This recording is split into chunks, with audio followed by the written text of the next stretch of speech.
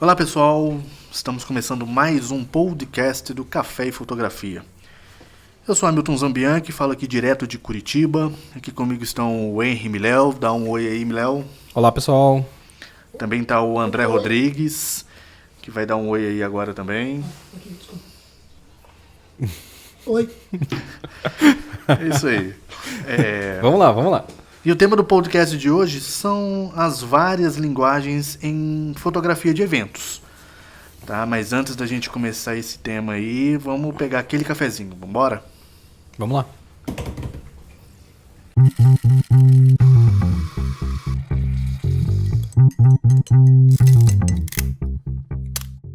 Pois bem, pessoal, muito se tem falado sobre a questão de se inovar e diversificar a linguagem fotográfica na cobertura dos mais variados tipos de eventos. E de imediato, eu gostaria de abordar sobre o fotojornalismo inserido no mercado de fotografia de casamento. Essa é uma linguagem que se transformou em um diferencial, tanto na hora de entregar as fotos, quanto também para conquistar os noivos. Mas veja bem, esse termo fotojornalismo em casamento ainda sofre certa rejeição dentre os fotojornalistas aqui. E para começar essa discussão, eu já lanço a pergunta e coloco o Henry Miléo no fogo. Miléo, existe a possibilidade de exercer o fotojornalismo em casamento? Não. Próxima pergunta. Curto e grosso, mas vamos lá. Fale mais sobre isso. Ok. Se você fala em fotojornalismo, na verdade, fotojornalismo é algo ligado ao jornalismo, né? É uma expressão do jornalismo, a fotografia dentro da comunicação. Então, o jornalismo tem uma função social, ele deve agir na sociedade de uma certa forma. A sociedade precisa ser informada, tem o direito e tem o dever de se informar, a gente precisa saber o que está acontecendo, e a fotografia é uma linguagem usada nisso. Então, se você usa isso, ok, vou cobrir um casamento e vou fazer fotojornalismo no casamento. Não necessariamente é fotojornalismo, porque você não está ali cobrindo um evento de interesse da sociedade, das pessoas. É claro, existem casos e casos. Casamento real, ok, é de interesse da sociedade real, é outra coisa. Mas no casamento comercial, assim, do dia a dia, eu acredito que dá para você usar aspectos da linguagem do fotojornalismo, que é o imediatismo, o instantâneo, técnicas de resposta rápida na fotografia, para você captar imagens e agregar isso no seu trabalho dentro da cobertura de casamento, ou cobertura de evento, enfim, o que quer que seja. Mas isso não é fotojornalismo. Mas, da mesma forma, eu não vejo problema em usar o termo fotojornalismo em casamento. Não sou assim um sacristão pregador ferrenho de fotojornalista é só para fotojornalismo, o termo fotojornalismo é só para fotojornalistas. Tá, mas você acha que usar essa linguagem do fotojornalismo em casamentos pode ser uma alternativa para conquistar o público? Sim, claro. Toda a vida você está agregando linguagens de outra vertente da fotografia. E isso acontece, na verdade, em todas as vertentes da fotografia. Por exemplo, eu sou fotojornalista. Às vezes eu tenho que fazer um retrato de um executivo para uma matéria de economia, digamos, por exemplo. E eu acabo indo, levo uma sombrinha, levo o flash, faço uma composição diferente de retrato, né? Um retrato posado. E isso é usado por um fim jornalístico, por um fim de fotojornalismo. Mas eu estou usando linguagem de uma outra vertente da fotografia. Então, o fotógrafo mais esperto é o fotógrafo que usa esse tipo de linguagens de outras vertentes para agregar no seu trabalho. Então, é possível você usar linguagens em casamento, mas não que o casamento se torne um evento jornalístico. Eu acho que o que o Miléo comentou é bem pertinente. Essa conexão com a internet não está estável agora. Obrigado. Bom saber. Mas vamos lá. Continue aí, André. Continuando, então, eu acho que o comentário do Miléo é pertinente. Eu vou só acrescentar alguns pontos. E o primeiro, realmente é isso que o Miléo falou. Cara, a questão não é estrito senso. Não é a questão da terminologia do fotojornalismo, mas o conceito que está por trás do fotojornalismo. E ele acrescenta que é o seguinte, realmente, quando a gente fala de fotografia, a gente está falando de um processo criativo e artístico, e por mais que ele esteja inserido num campo comercial. Logo, cara, não seja engessado. Qualquer variante que você poder trazer para agregar na tua fotografia, no teu trabalho, vai ser super interessante. Ninguém que prega nada, como o Milhão disse, ninguém prega uma doutrina fotográfica. Por mais que às vezes a gente seja saudosista em algumas questões, e até mesmo em conceitos, porque afinal é a nossa formação, cara, não seja engessado, seja criativo. Beba em todas as fontes que você for possível, que você possa criar, que possa trazer mais trabalhos para você, que você possa crescer profissionalmente e enquanto fotógrafo. Eu também, colocando um pouco de ponto de vista nesse termo, eu não acredito nesse termo fotojornalismo de casamento. Eu acho que ela é uma palavra mais marqueteira do que a fotografia em si. Por quê? Porque se você não faz fotografia espontânea, cara, eu acho que você não se enquadra em fotografia de casamento, né? Então, eu não vejo, porque eu vejo os caras lá que fazem fotografia, tipo, a fotografia espontânea é fotogênese de casamento. Não, mas é inerente ao casamento você ter espontaneidade. Então, acho que no meio que não condiz. Eu não vou entrar no mérito que a gente estava conversando anteriormente, que, né, o Miléo já falou sobre isso. O fotojornalismo está ligado à fotografia de imprensa, ele está ligado a um veículo, ele está ligado a uma questão de interesse. O que nós estamos colocando, e eu acho que é o que é pertinente, é o uso da linguagem fotográfica. Como no jornalismo se usa a linguagem fotográfica e certas características da linguagem fotojornalística, né, você tem um caminho. Assim como você pode fotografar um casamento ou um ensaio de pré-casamento usando uma linguagem de editorial de moda, tem gente usando drone, tem gente focando mais em filmagem. Então o leque é grande. Claro, como a gente mesmo fez o Hamilton casou no início do ano e eu e o André fizemos o ensaio pré-casamento dele, da Kate, né? E a nossa proposta, que era a proposta que o Hamilton queria, que a gente fizesse como se fosse uma fotografia de rua. E ficou bacana, mas não é fotografia de rua. Por quê? Porque não era aquela busca do espontâneo de coisa que estava acontecendo. A gente colocou o casal em situações que seriam de contexto de linguagem de fotografia de rua. Então, você usa linguagens e usa características divertentes da fotografia dentro daquilo. O André até abordou um aspecto que eu acho interessante, que quando ele fala que o uso do termo fotojornalismo em casamento é um aspecto mais de marketing. Totalmente. Né? Uma vez, porque o fato do fotojornalismo, para esse mercado, ele se tornou de um certo glamour. Então, se você vai pegar todo o fotojornalismo e colocar dentro do evento deles, que no caso é um casamento, e você vai falar que vai fazer isso você está fazendo uma jogada de marketing para conquistar os noivos, certo?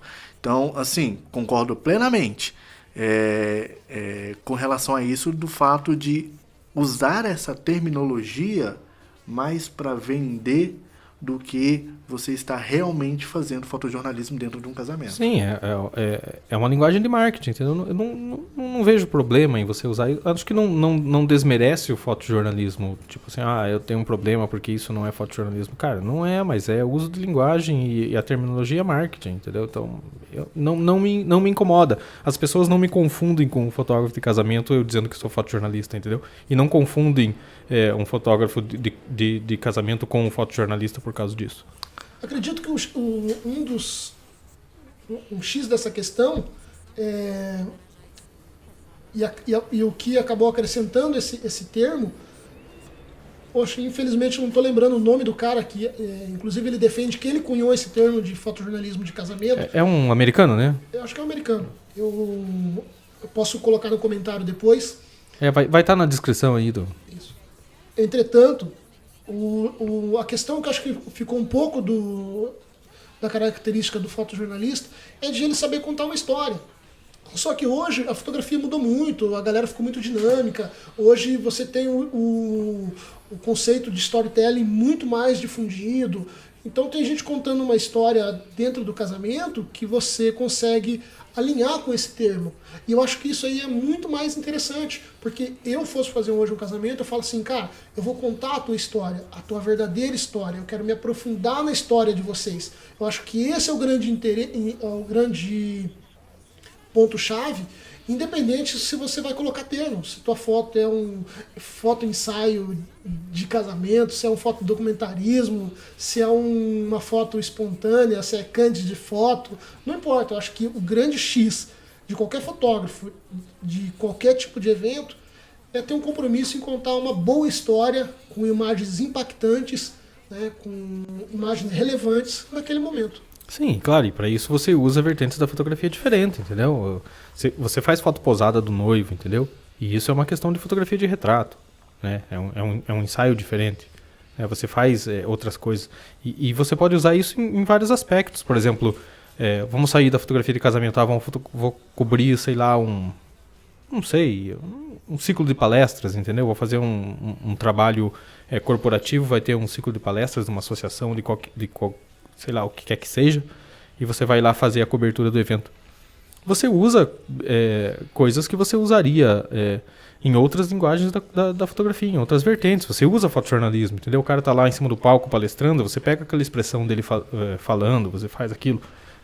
Então, isso não quer dizer que aquilo também não seja de interesse jornalístico também em alguns momentos, porque eu, como trabalhando em jornal, já tive que cobrir palestras que eram palestras interessantes, de pessoas que tinham coisa para dizer, e isso era notícia por algum motivo.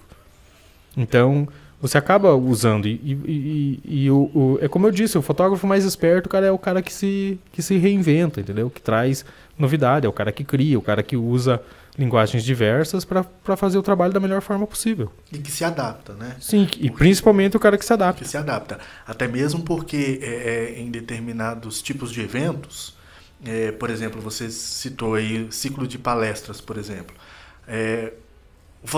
O bom fotógrafo, ele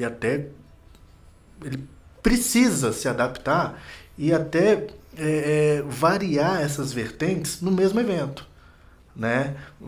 Uma hora ele vai estar fazendo algumas fotos mais ligadas ao fotojornalismo, outra hora ele vai trabalhar essas fotografias com o uso de flash, Sim, mais uma vertente de retrato. Fazer uma composição diferente. Uma composição diferente.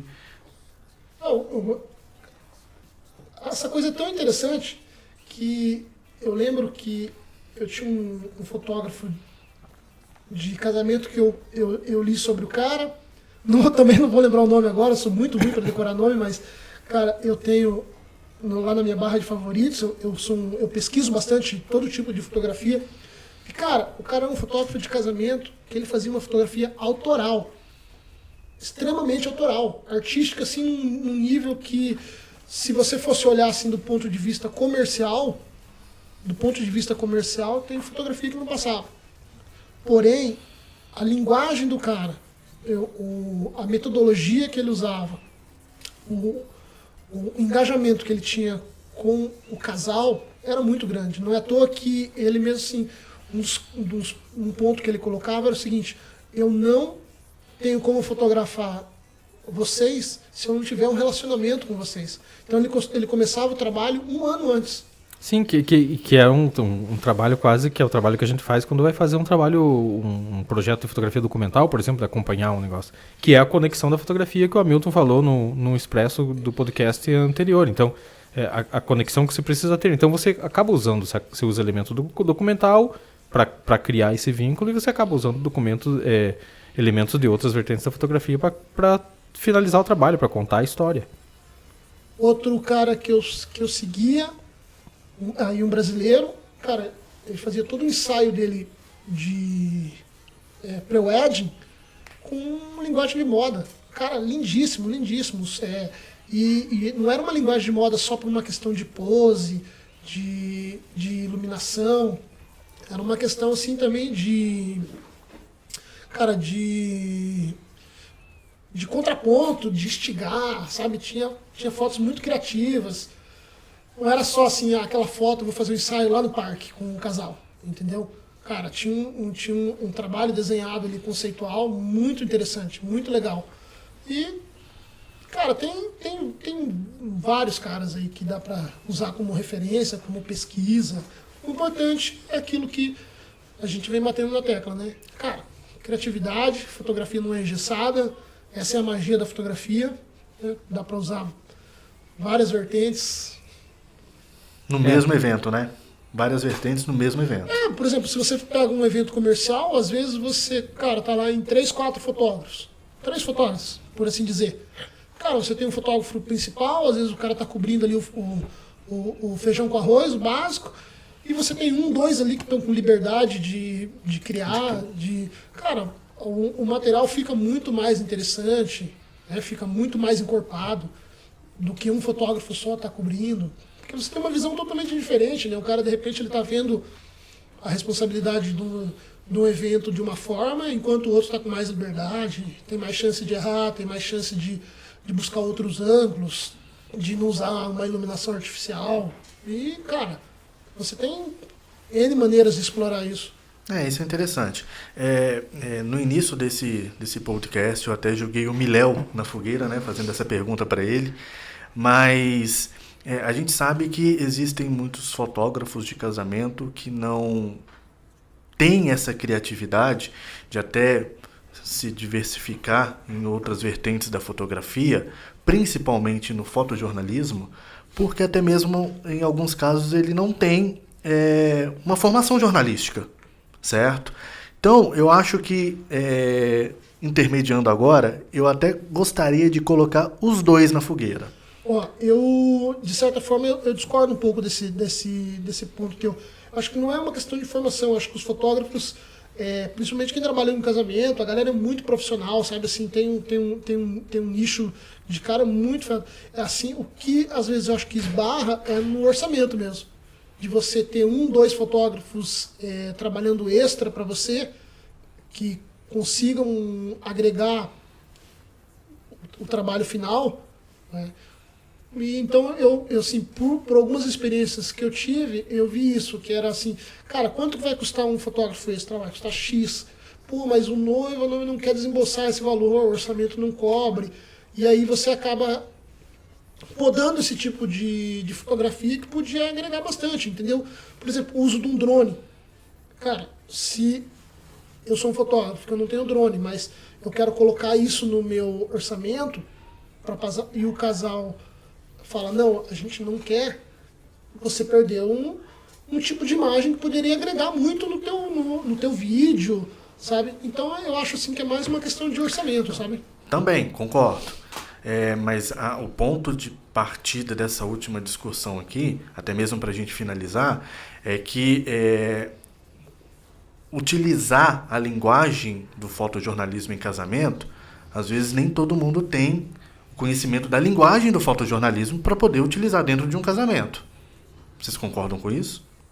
Cara, eu acho que assim, é difícil. A gente também, por exemplo, eu já disse, vou dizer de novo, sou fotojornalista, mas às vezes eu faço trabalho em outras áreas também, e às vezes eu me pego me batendo em algumas coisas que para quem trabalha só naquilo já é muito mais fácil. Ele já encontrou soluções para os problemas que eu estou descobrindo ainda. Mas é questão do cara buscar aquilo também, entendeu? Porque o pior pecado de um fotógrafo é se acomodar, entendeu? É achar que ele faz aquilo, feijão com arroz e tudo mais. E o André falou na questão do orçamento, e isso é uma coisa que pesa quando você vai fazer. Mas não é desculpa também, entendeu? Para o cara não fazer um trabalho bacana ou não explorar uma área, um outro tipo de linguagem, um outro tipo de tratamento de imagem ou daquilo que ele está cobrindo, só porque o noivo e a noiva não querem pagar um outro fotógrafo ou coisa do tipo. Então, o cara tem que pensar fora da caixinha também, entendeu? Ele tem que pensar um pouco além daquilo. Nossa, você tem inúmeras, zilhões de possibilidades de linguagem se você se tornar uma pessoa um pouco mais criativa e começar a observar. Um bom caminho é isso, é você começar a observar as coisas, entendeu?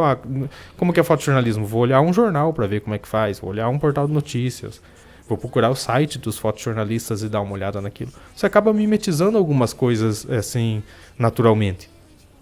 Cara, nesse sentido que você está falando, eu lembrei que um cara comentou comigo sobre um casamento. O pessoal reclama muito dos convidados usando o celular e que em certos momentos atrapalha a foto, né? E tal, esse tipo de coisa. Cara, teve um cara que ele Que você também não lembra o nome? Não lembro, cara. Eu sou péssimo nessa parada. Às vezes eu acho que eu não lembro nem o nome da minha mãe, cara. E... Você consegue lembrar o nome do cara até o final do podcast que a gente coloca? não consigo. Não, a gente bota na descrição depois. Não, mas enfim, não, esse cara eu não vou lembrar porque aqueles comentários de fotógrafo, você viu um fotógrafo, não sei o que, não sei o que. E, cara, o cara fez uma parada bem legal. Ele resolveu esse problema e trouxe justamente isso que você falou. Ele deu uma câmera descartável para cada convidado.